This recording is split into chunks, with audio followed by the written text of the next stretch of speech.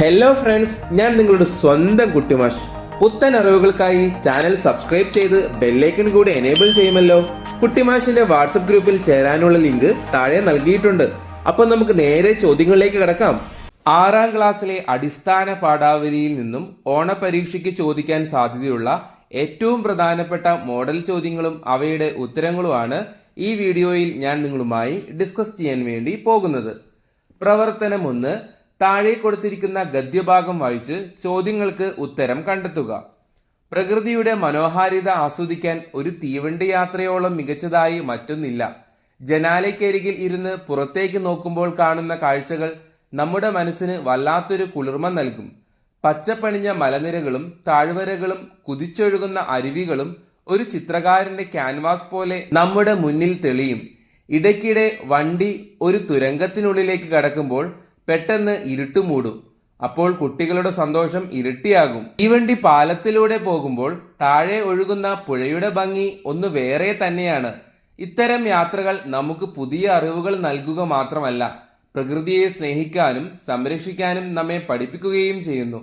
ഓരോ യാത്രയും നമ്മുടെ ഓർമ്മച്ചെപ്പിൽ സൂക്ഷിച്ചു വെക്കാൻ കഴിയുന്ന വിലപ്പെട്ട നിമിഷങ്ങളാണ് സമ്മാനിക്കുന്നത്. ഇനി ഈ ഖണ്ഡികയുമായി ബന്ധപ്പെട്ട 5 ചോദ്യങ്ങളും അവയുടെ ഉത്തരങ്ങളുമാണ് നിങ്ങൾ പരിചയപ്പെടാൻ വേണ്ടി പോകുന്നത്. ഒന്നാമത്തെ ചോദ്യം, പ്രസ്താവന 1ഉം പ്രസ്താവന 2ഉം ഇവിടെ തന്നിട്ടുണ്ട്. അത് രണ്ടും ഞാൻ വായിക്കാം. പ്രസ്താവന 1, പ്രകൃതിയുടെ മനോഹാരിത ആസ്വദിക്കാൻ തീവണ്ടി യാത്ര മികച്ചതാണ്. പ്രസ്താവന 2, തീവണ്ടി തുരങ്കത്തിൽ കടക്കുമ്പോൾ കുട്ടികൾക്ക് പേടിയാണ് ഉണ്ടാകുന്നത്. താഴെയുള്ള ഓപ്ഷൻസ് വായിക്കാം. ഒന്നാമത്തേത് മാത്രം ശരി, 2ഉം ശരി, രണ്ടാമത്തേത് മാത്രം ശരി, 2ഉം തെറ്റ്. അപ്പൊ ഈ ചോദ്യത്തിന് ഉത്തരം എന്ന് പറയുന്നത് എ ആണ്. ഒന്നാമത്തേത് മാത്രം ശരി, രണ്ടാമത്തേത് തെറ്റാണ്. രണ്ടാമത്തെ ചോദ്യം, ഓർമ്മച്ചെപ്പിൽ സൂക്ഷിക്കുക എന്ന പ്രയോഗം കൊണ്ട് ഗദ്യഭാഗത്ത് അർത്ഥമാക്കുന്നത് എന്താണ്? ഓപ്ഷൻസ് വായിക്കാം. എ, പെട്ടിയിൽ ഭദ്രമായി അടച്ചു വെക്കുക. ബി, യാത്രാനുഭവങ്ങൾ മറന്നു പോവുക. സി, മനസ്സിൽ എക്കാലവും മനോഹരമായി ഓർമ്മിക്കുക.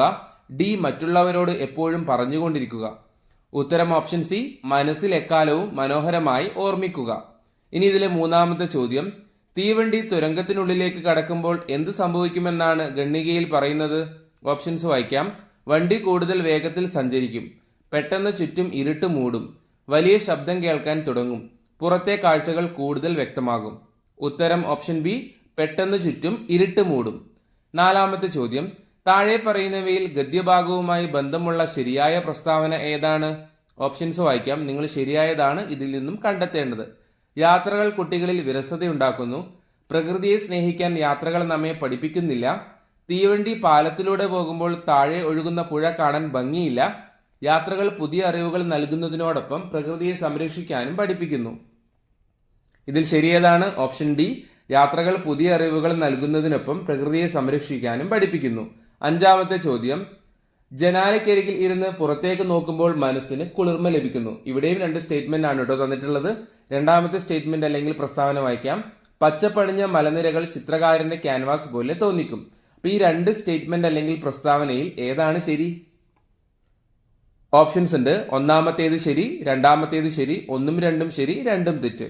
ഉത്തരം ഓപ്ഷൻ സി ആണ്, 1ഉം 2ഉം ശരി. പ്രവർത്തനം 2, പത്രവാർത്ത തയ്യാറാക്കുക. നവംബർ 1 ശ്രേഷ്ഠ ഭാഷാ ദിനാചരണം. ഉദ്ഘാടനം പ്രശസ്ത കവി കുരീപ്പുഴ ശ്രീകുമാർ. സ്ഥലം മണിമുറ്റം ഗവൺമെന്റ് UP സ്കൂൾ ഓഡിറ്റോറിയം. അധ്യക്ഷൻ PTA പ്രസിഡന്റ്. ചോദ്യം ഇതാണ്, മണിമുറ്റം ഗവൺമെന്റ് UP സ്കൂളിൽ നടന്ന ശ്രേഷ്ഠ ഭാഷാ ദിനാചരണത്തിന്റെ നോട്ടീസിലെ സൂചകങ്ങളാണ് മുകളിൽ നൽകിയിരിക്കുന്നത്. സൂചനകൾ വികസിപ്പിച്ച് വാർത്ത തയ്യാറാക്കുക.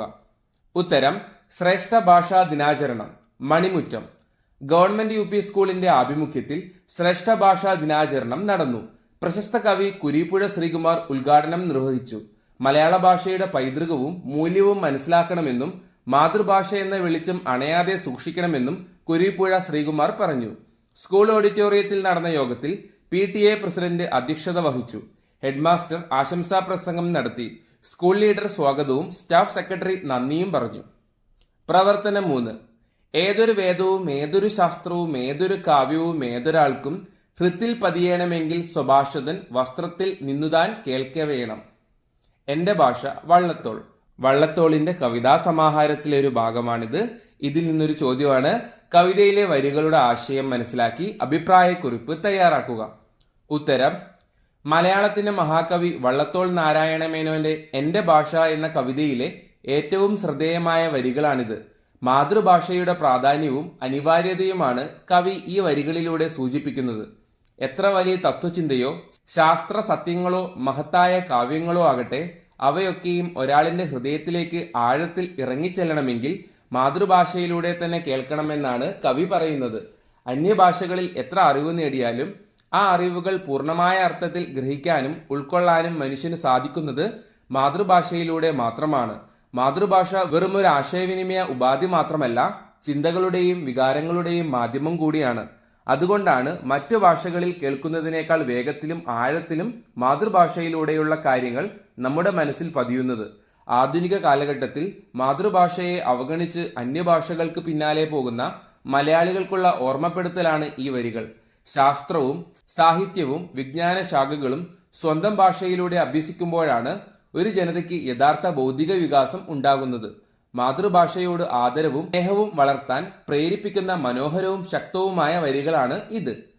പ്രവർത്തനം 4, അതിൽ ഒന്നാമത്തെ ക്വസ്റ്റ്യൻ. ശാന്തനു ഒരിക്കൽ കൂടി പരാജിതനായി. അവൻ പരാജിതനായതിന് കാരണം എന്തായിരുന്നു? ഉത്തരം: പക്ഷികൾ തന്റെ കയ്യിലുള്ള കൊങ്ങിണിക്കൊമ്പിൽ വന്നിരിക്കണമെന്ന് ആഗ്രഹിച്ച് അതിനായി പരിശ്രമിക്കുകയാണ് ശാന്തനു. അനങ്ങാതെ മിണ്ടാതെ ആശാപൂർവം കാത്തുനിന്നിട്ടും അവ അവന്റെ കൊങ്ങിണിക്കൊമ്പിൽ വന്നിരുന്നില്ല. ചെമ്പരത്തിപ്പൊന്തയിലെ കിളികളെ നോക്കി അനങ്ങാതെ ശ്വാസമടക്കി കൊങ്ങിണിക്കൊമ്പുമായി അവൻ നിന്നിട്ടും പൊന്തകളിലെ പക്ഷികൾ പറന്നുപോയി പ്ലാവിലത്തലപ്പിലിരുന്നു. അങ്ങനെയാണ് ശാന്തനു വീണ്ടും പരാജിതനായത്. ഇനി ഇതിൽ ബി ക്വസ്റ്റ്യൻ. തന്റെ 5 വയസ്സിനുള്ളിൽ ശാന്തനു പലവിധ നിരീക്ഷണങ്ങളിലൂടെ മനസ്സിലാക്കിയത് എന്തായിരുന്നു? ഓപ്ഷൻസ് വായിക്കാം. പക്ഷികൾ ഉറങ്ങുന്നില്ല, പക്ഷികൾക്ക് മരണമില്ല, പക്ഷികൾ ആകാശത്തിനപ്പുറം പറക്കും, പക്ഷികൾക്ക് ജാലവിദ്യ അറിയാം. ഉത്തരം: പക്ഷികൾക്ക് മരണമില്ല. ഇനി ഇതിൽ സി ക്വസ്റ്റ്യൻ. താഴെ കൊടുത്തവയിൽ ഏകാന്തത എന്ന വാക്ക് ഏറ്റവും ഉചിതമായി പ്രയോഗിച്ചിരിക്കുന്നത് എവിടെയാണ്? കൂട്ടുകാരോടൊപ്പം ചേർന്ന് കളിച്ചും ചിരിച്ചും ആർത്തുല്ലസിച്ചപ്പോൾ അവൻ വലിയ ഏകാന്തത അനുഭവിച്ചു. വീട്ടിൽ മറ്റാരുമില്ലാതിരുന്ന ആ നിശബ്ദമായ രാത്രിയിൽ അവൻ തികഞ്ഞ ഏകാന്തത അനുഭവിച്ചു. അപ്പൊ ഈ ഏകാന്തത വാക്ക് ഏറ്റവും ഉചിതമായിരിക്കുന്നത് ഈ പറഞ്ഞവയിൽ ഏതിലാണ്? ഓപ്ഷൻസ് ഉണ്ട്. 1 2 ശരി, 1 ശരി 2 തെറ്റ്, 1 2 തെറ്റ്, 1 തെറ്റ് 2 ശരി. അപ്പൊ ഇതിന് ഉത്തരം എന്ന് പറയുന്നത് ഒന്നാമത്തേത് തെറ്റാണ്, രണ്ടാമത്തേതാണ് ശരി. പ്രവർത്തനം 5, സംഭാഷണം. എന്റെ അമ്മയും അങ്ങനെ പറന്നു പോകുന്നത് കണ്ടുവെന്നല്ലേ അച്ഛൻ പറഞ്ഞത്? എന്റെ അമ്മ ഒരു പക്ഷിയായിരുന്നു. ശാന്തനുവിന്റെ പക്ഷികൾ അതിലൊരു ഭാഗമാണിത്. തുടർന്ന് അച്ഛനും ശാന്തനുവും തമ്മിൽ നടക്കുന്ന സംഭാഷണം സങ്കല്പിച്ച് എഴുതുക. ഉത്തരം: ശാന്തനു: എന്റെ അമ്മയും അങ്ങനെ പറന്നു പോകുന്നത് കണ്ടുവെന്നല്ലേ അച്ഛൻ പറഞ്ഞത്? അപ്പോൾ എന്റെ അമ്മ ഒരു പക്ഷിയായിരുന്നു അച്ഛ. അച്ഛൻ: അല്ല മോനെ, അമ്മ പക്ഷിയായിരുന്നില്ല. പക്ഷികളെ പോലെ നിഷ്കളങ്കയായ ഒരുപാട് സ്നേഹമുള്ള ഒരാളായിരുന്നു. ശാന്തനു: പിന്നെന്താ അച്ഛ അമ്മ പറന്നുപോയെന്ന് പറഞ്ഞത്? നമുക്ക് തിരിഞ്ഞുപോയാൽ അമ്മയെ കണ്ടെത്താൻ കഴിയില്ലേ? അച്ഛൻ: ഭൂമിയിലെ സങ്കടങ്ങളിൽ നിന്നെല്ലാം മോചിതയായി അമ്മ ദൈവത്തിന്റെ അടുത്തേക്ക് പോയതാണ് മോനെ. ഇനി ഈ കാണുന്ന പക്ഷികളിലൂടെയൊക്കെ അമ്മ നിന്നെ നോക്കി പുഞ്ചിരിക്കുന്നുണ്ടാകും. പ്രവർത്തനം 6, വായനാക്കുറിപ്പ്. ശാന്തനുവിന്റെ പക്ഷികൾ എന്ന കഥയുടെ വായനാനുഭവം പങ്കുവെച്ചുകൊണ്ട് ഒരു വായനാക്കുറിപ്പ് തയ്യാറാക്കുക. ഉത്തരം: കഥ പറച്ചിലിന്റെ അപൂർവ സൗന്ദര്യം കൊണ്ട് വായനക്കാരെ വിസ്മയിപ്പിക്കുന്ന സക്കറിയയുടെ മനോഹരമായ ഒരു കഥയാണ് ശാന്തനുവിന്റെ പക്ഷികൾ. ഒരു കൊച്ചു ബാലന്റെ നിഷ്കളങ്കമായ മനസ്സിന്റെ ഭാവനാശേഷിയും വൈകാരികതയും അന്വേഷണ ത്വരയും ജീവിതത്തിന്റെ സത്യങ്ങളെ ആദ്യമായി അഭിമുഖീകരിക്കുമ്പോൾ ഉണ്ടാകുന്ന അമ്പരപ്പുമെല്ലാം വളരെ ഹൃദയസ്പർശിയായ ഭാഷയിൽ കഥാകൃത്ത് ഇതിൽ ആവിഷ്കരിച്ചിരിക്കുന്നു. തീരെ ചെറിയ കുഞ്ഞായിരിക്കുമ്പോൾ തന്നെ അമ്മ നഷ്ടപ്പെട്ടു പോയ ശാന്തനു എന്ന കുട്ടിയിലൂടെയാണ് കഥ വികസിക്കുന്നത്. അച്ഛൻ പറഞ്ഞുള്ള അറിവല്ലാതെ അമ്മയെക്കുറിച്ചുള്ള ഓർമ്മകളൊന്നും അവനില്ല. ഈ മാതൃവിയോഗം അവനിൽ ഉണ്ടാക്കിയ ഏകാന്തതയുടെ പശ്ചാത്തലത്തിലാണ് അവൻ പ്രകൃതിയെയും മരണത്തെയും നിരീക്ഷിക്കാൻ തുടങ്ങുന്നത്. ഒരിക്കൽ ഒരു പൂച്ചയെ നായ്ക്കൾ കൊല്ലുന്നത് അവനെ കൺമുന്നിൽ വെച്ചാണ്. അങ്ങനെ മരണം അവൻ തൊട്ടു മുന്നിൽ നിന്ന് കണ്ടു. എന്നാൽ അവനെ ഏറെ അത്ഭുതപ്പെടുത്തിയത് വീടിനു ചുറ്റും ധാരാളം പക്ഷികൾ ഉണ്ടായിട്ടും അവയൊന്നും സ്വാഭാവികമായി ചത്തുകിടക്കുന്നത് അവൻ കണ്ടിട്ടില്ല എന്നതാണ്. മരിക്കാൻ നേരത്ത് അവയെല്ലാം എങ്ങോട്ട് പോകുന്നു എന്ന ജിജ്ഞാസ അവനെ വിടാതെ പിന്തുടർന്നു. പ്രകൃതിയുടെ ഈ നിഗൂഢത അവനെ സ്വപ്നം കാണാൻ പ്രേരിപ്പിക്കുകയും സ്വപ്നത്തിൽ അവൻ ദൈവത്തെയും പക്ഷികളെയും കണ്ടെത്തുകയും ചെയ്യുന്നു. ഈ കഥ വായിച്ചു തീരുമ്പോൾ മനസ്സിൽ ആർദ്രത നിറയുന്നു. കൊങ്ങിണിപ്പൂക്കളുടെ മണവും അവൻ കാത്തിരിക്കുന്ന പക്ഷികളുടെ ചിറകടികളും വായനക്കാരനും അനുഭവിക്കാൻ കഴിയും. ഒടുവിൽ തന്റെ ഉള്ളിലൊതുക്കിയ ചോദ്യം അവൻ അച്ഛനോട് ചോദിക്കുമ്പോൾ പക്ഷികൾ മരിക്കുകയല്ല, മറിച്ച് മറുലോകങ്ങളിലേക്ക് പറന്നു പോവുകയാണ് എന്ന അച്ഛന്റെ മറുപടി ശന്തനുവിനെ പുതിയൊരു തിരിച്ചറിവിലേക്ക് നയിക്കുന്നു. ഏറെക്കാലമായി അലട്ടിക്കൊണ്ടിരുന്ന അമ്മയുടെ മരണത്തെക്കുറിച്ചുള്ള ചോദ്യത്തിന് തന്റെ അമ്മയും ഒരു പക്ഷിയെപ്പോലെ മറുലോകങ്ങളിലേക്ക് പറന്നുപോയതാകും എന്ന ഉത്തരം അവൻ സ്വയം കണ്ടെത്തുകയാണ്. അച്ഛൻ പറയാൻ പോകുന്ന മറുപടി ഊഹിക്കുന്നിടത്ത് കഥ അവസാനിക്കുമ്പോൾ ആ കുഞ്ഞിന്റെ മനസ്സ് കൈവരിച്ച ആശ്വാസം വായനക്കാരന്റെ ഉള്ളിലും അനുഭവപ്പെടും. പ്രവർത്തനം 7. വർണ്ണന. അകലെ പറന്നുപോയ ആകാശത്തിൽ വീശിയ മേഘങ്ങളും മേലെ സുഷിരങ്ങൾ വീണ ഒരു കൂടാരം പോലെ കാവൽ നിന്ന പ്ലാവിൻ കൊമ്പുകളും അവയിലൂടെ ഊറിയ വെയിലിന്റെ ആടുന്ന നിഴലുകളും ശന്തനുവിന്മേൽ പ്രസാദിച്ചു. ഇതുപോലെ മനോഹരമായ ഒരു പ്രകൃതി ദൃശ്യത്തെക്കുറിച്ച് വർണ്ണന തയ്യാറാക്കുക. ഉത്തരം: അകലെ അനന്തമായി പടർന്നുകിടക്കുന്ന ആകാശക്കടലിൽ വെൺമേഘങ്ങൾ മെല്ലെ ഒഴുകി നടക്കുന്നു. പച്ചപ്പ് നിറഞ്ഞ ഒരു വലിയ കുട പോലെ, കാവൽക്കാരനെ പോലെ തലയുയർത്തി നിൽക്കുകയാണ് ആ വലിയ മുത്തച്ഛൻ മാവ്. അതിന്റെ ഇലച്ചാർത്തുകൾക്കിടയിലെ സുഷിരങ്ങളിലൂടെ ഭൂമിയിലേക്ക് പതിക്കുന്ന സൂര്യരശ്മികൾ പ്രകൃതി തീർത്ത ഒരു മായാജാലം പോലെ ഈ ദൃശ്യം കാണപ്പെട്ടു. വെയിലിന്റെ ഈ കഷ്ണങ്ങൾ മണ്ണിൽ മനോഹര നൃത്തം വയ്ക്കുന്നു. സായാഹ്നത്തിന്റെ ആ ശാന്തതയിൽ വെളിച്ചവും നിഴലും ഒളിച്ചു കളിക്കുന്ന ഈ സുന്ദരമായ കാഴ്ച പ്രകൃതി വരച്ച മനോഹര ചിത്രം പോലെ തോന്നിച്ചു. പ്രവർത്തനം 8. ഡയറി. എന്റെ അമ്മ ഒരു പക്ഷിയായിരുന്നോ എന്ന് അച്ഛനോട് ചോദിച്ച ആ ദിവസം ശന്തനു എഴുതുന്ന ഡയറി കുറിപ്പ് തയ്യാറാക്കുക. ഉത്തരം: ഇന്ന് എന്റെ മനസ്സിലെ വലിയൊരു ഭാരം ഒഴിഞ്ഞതുപോലെ തോന്നുന്നു. എത്രയോ കാലമായി ഉള്ളിൽ കൊണ്ടു നടന്ന ചോദ്യമായിരുന്നു അത്. മരിച്ചു പോകുന്ന പക്ഷികൾ എങ്ങോട്ടാണ് പോകുന്നതെന്ന്. ദിവസങ്ങളോളം ഞാൻ കൊങ്ങിണിക്കൊമ്പും പിടിച്ച് മുറ്റത്ത് കാത്തു നിന്നിട്ടും അവയൊന്നും എന്റെ അടുക്കൽ വന്നില്ല. പക്ഷേ ഇന്ന് അച്ഛൻ എനിക്ക് അതിന്റെ രഹസ്യം പറഞ്ഞു തന്നു. അവ മരിക്കുകയല്ലത്രേ ചെയ്യുന്നത്. അവ മേഘങ്ങളിലൂടെ മലകളും പുഴകളും കടന്ന്, പിന്നെ ചന്ദ്രനെയും സൂര്യനെയും കടന്ന്, ശൂന്യാകാശങ്ങളിലൂടെ നക്ഷത്രങ്ങളെയും ഗ്രഹങ്ങളെയും പിന്നിട്ട് ലോകങ്ങളിലേക്ക് പറന്നു പോവുകയാണ്. അച്ഛൻ അത് പറഞ്ഞപ്പോൾ എന്റെ ഉള്ളിൽ ആദ്യം ഓടിയെത്തിയത് അമ്മയുടെ മുഖമാണ്. എനിക്ക് ഓർമ്മ വയ്ക്കും മുൻപേ എന്നെ തനിച്ചാക്കി എങ്ങോ പോയ എന്റെ അമ്മ.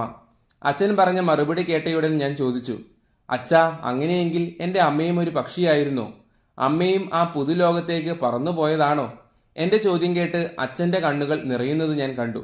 അച്ഛൻ മറുപടിയൊന്നും പറഞ്ഞില്ലെങ്കിലും എന്റെ മനസ്സ് പറയുന്നുണ്ട്, എന്റെ അമ്മയും സുന്ദരമായ ചിറകുകളുള്ള ഒരു പക്ഷിയെപ്പോലെ ആകാശത്തെ നക്ഷത്രക്കൂട്ടങ്ങൾക്കിടയിലൂടെ പറന്നുപോയതാണെന്ന്. ഇനി എനിക്ക് വിഷമമില്ല. അമ്മ എവിടെയോ സുരക്ഷിതമായി പറന്നു നടക്കുന്നുണ്ടല്ലോ. നാളെയും ഞാൻ എന്റെ കൊങ്ങിണിക്കൊമ്പുമായി ആകാശത്തേക്ക് നോക്കി നിൽക്കും. ഒരുപക്ഷെ അമ്മ എന്നെ കാണാൻ വന്നാലോ?